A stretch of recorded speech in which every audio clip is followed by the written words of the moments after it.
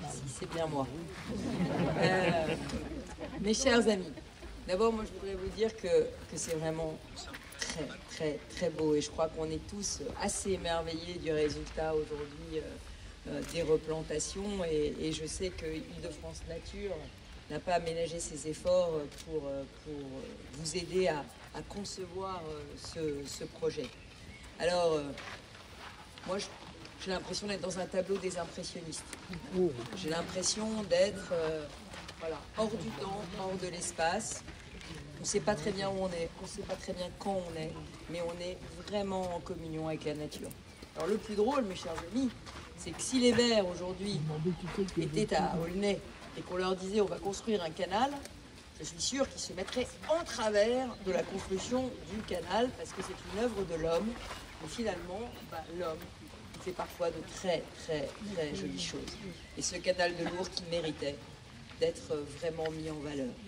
Et je connais un maire dont les initiales commencent par B et B, et qui aime bien cette lettre B, et qui a théorisé l'idée que dans une ville, et y compris dans une ville de banlieue, eh bien, il fallait 3 B. Le bien, le beau et le bon. Et bien ici, je peux vous dire que cet endroit fait du bien, qu'il est beau et qu'il est vraiment bon pour la santé. Donc bravo à Bruno, un maire visionnaire. Alors, je le dis d'autant plus que Bruno est visionnaire qu'en fait il s'inscrit totalement dans les priorités de la région. Qu'est-ce que c'est les priorités de la région depuis un certain nombre d'années?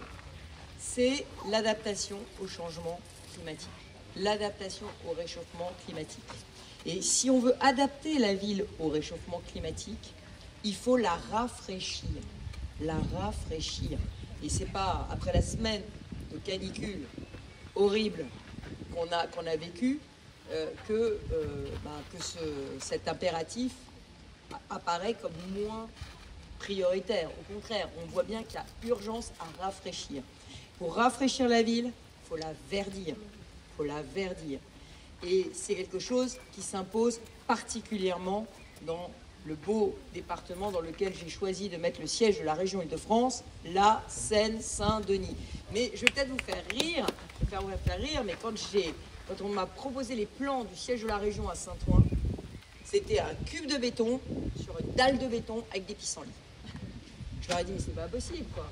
Ah, il m'a dit, ah mais si, mais on est en Seine-Saint-Denis, et en Seine-Saint-Denis, on fait du béton brut. Je leur ai dit, en Seine-Saint-Denis, on va essayer d'inventer autre chose. On va essayer d'inventer une architecture plus douce et une architecture qui se marie avec la nature. Il me dit, mais c'est pas ce qu'on fait d'habitude en Seine-Saint-Denis. J'ai dit, oui, mais on va changer. Voilà, le changement, c'est maintenant. Il paraît que ça a été un slogan populaire. Et donc, si vous venez un jour à Saint-Ouen, au siège de la région, vous verrez qu'on a mis un espace vert à Saint-Ouen, la ville la plus bétonnée de l'Île-de-France, avec Saint-Denis, des villes qui malheureusement ont connu cet urbanisme des années du XXe siècle où on coulait de la dalle toute la journée. Cet urbanisme, il est complètement daté. Et en plus, c'est un urbanisme qui est complètement à rebours de cette question du réchauffement climatique. Parce que le béton, eh bien, c'est extrêmement chaud, les amis.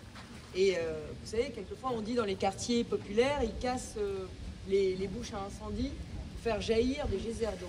C'est évidemment pas bien du tout de casser des bouches à incendie pour faire jaillir des geysers d'eau.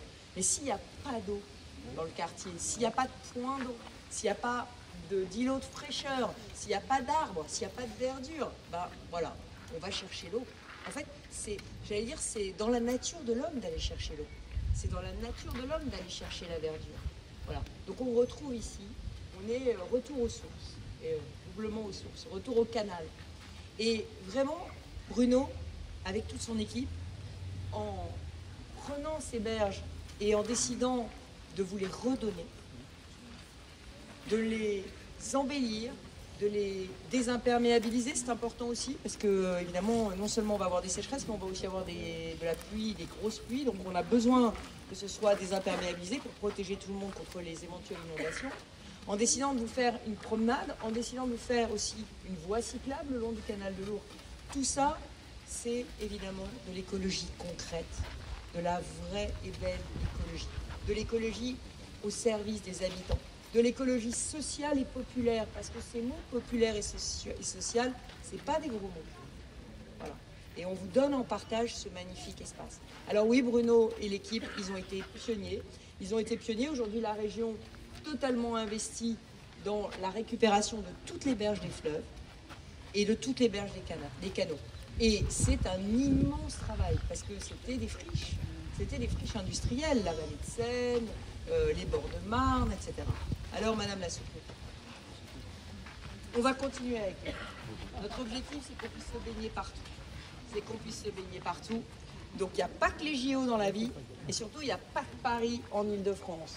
Donc, nous, ce qu'on voudrait, c'est continuer à rendre l'eau encore plus pure, évidemment pour qu'on ait des poissons, pour qu'on ait des pêcheurs. Alors moi, je suis un peu conflictée quand je parle de pêche, parce que je pêche. Voilà. Et je pêche en corrézienne, c'est-à-dire à la mouche.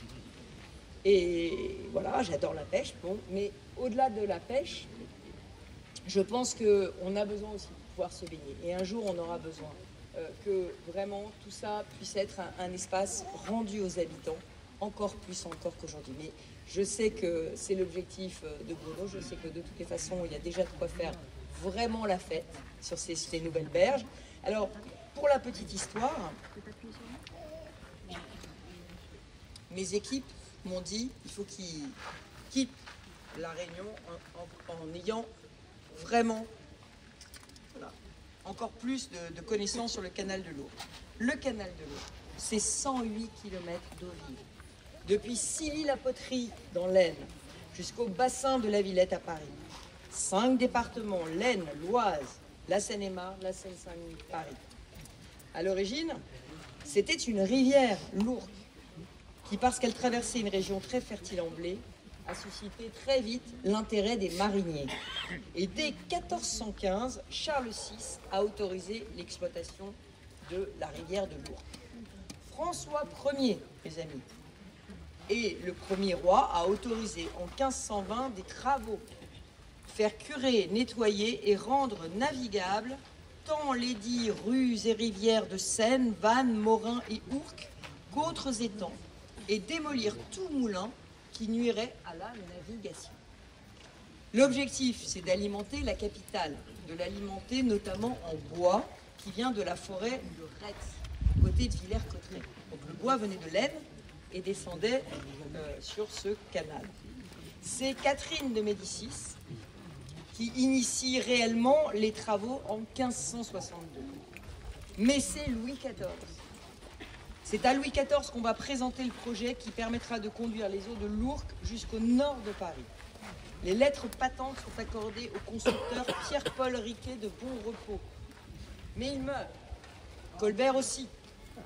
Et ce dernier tronçon n'est devenu une réalité qu'avec Napoléon Bonaparte, premier consul. Donc vous voyez, il y a quand même toute une histoire de France derrière ce canal. Tu vas pouvoir faire un son et lumière. Alors, je me plains souvent des délais du Grand Paris Express et des longueurs administratives, mais là, quand même, je me console. 280 ans pour faire le canal de l'Ourcq, quand même. C'est pas mal, 280 ans. Le 29 floréal de l'an 10. Vous avez tous traduit le 19 mai 1802. Le 19 mai 1802, c'est Napoléon Bonaparte qui signe le décret fondateur du canal de l'Ourcq. Il confie la direction des travaux à Pierre-Simon Girard, un jeune ingénieur repéré en Égypte. Napoléon va suivre les travaux de très près. En février 1803, il visite le chantier à cheval. Il s'arrête à Sevran, c'est une faute de goût. Avant de passer la nuit à Lizy-sur-Aube. Le chantier est un énorme défi. Il a fallu percer la butte du Bois Saint-Denis qui sépare les bassins versants de la Marne et de la Seine. Donc on a cassé la butte du Bois Saint-Denis. En fait, vous étiez séparés de la Marne. Une tranchée de 15 mètres de profondeur, de la Seine-et-Marne, une tranchée de 15 mètres de profondeur a été creusée. Les couches d'argile instables ont provoqué des éboulements spectaculaires en 1812, tuant plusieurs ouvriers. Voilà, ça a été vraiment un grand chantier. C'est pas le canal de Suez, mais... Les archives de Villeparisis, de Sevran et de Vaujours conservent la mémoire de ces ouvriers qui sont morts sur le chantier. Et il y avait parmi ces ouvriers des prisonniers autrichiens qui avaient été capturés à la bataille de Wertingen. Le 2 décembre 1808, jour anniversaire du couronnement de Napoléon, Les digues sont rompues. Les eaux de l'Ourcq rentrent dans Paris. L'image est forte. L'eau va libérer la ville, va l'unir à son terroir. Alors oui, aujourd'hui encore, ce canal est le principal vecteur de l'eau non potable de la capitale. Il fournit 367 000 mètres cubes d'eau par jour, dont 180 000 mètres cubes servent à nettoyer les rues, à arroser les parcs, à alimenter les lacs des bois de Boulogne et de Vincennes. C'est l'eau du canal de l'Ourcq qui alimente les lacs du bois de Vincennes et du bois de Boulogne. Et évidemment, c'est une colonne vertébrale logistique. Il y a une section à grand gabarit, vous la connaissez, entre Paris et les pavillons, ce qui empêche les pavillons malheureusement d'avoir une aussi belle promenade. Et cette section à grand gabarit accueille des péniches de 1000 tonnes qui transportent plus de 70% des matériaux de construction de la Seine-Saint-Denis, les graviers, les sables, les déblais. Et ce sont autant de camions en moins sur nos routes. Alors voilà l'histoire de ce canal qui aujourd'hui, grâce à la magie de la mairie d'Aulnay et à ses financeurs, devient aujourd'hui un grand lieu de pêche, de promenade et de fête populaire. Et puisque je fais un peu d'histoire, vous pourrez m'appeler Stéphanie Bern dorénavant. Ce sera mon nouveau surnom. Puisque nous avons fait une plongée dans l'histoire et que le maire a parlé de picoler, avec modération, toujours. Est-ce que vous savez d'où vient le mot picoler? C'est un verbe qui vient d'Île-de-France. Ça vient du petit vin blanc qu'on faisait à Argenteuil. Sur les coteaux d'Argenteuil, nous faisions du vin blanc parce que nous étions la première région productrice de vin au Moyen-Âge.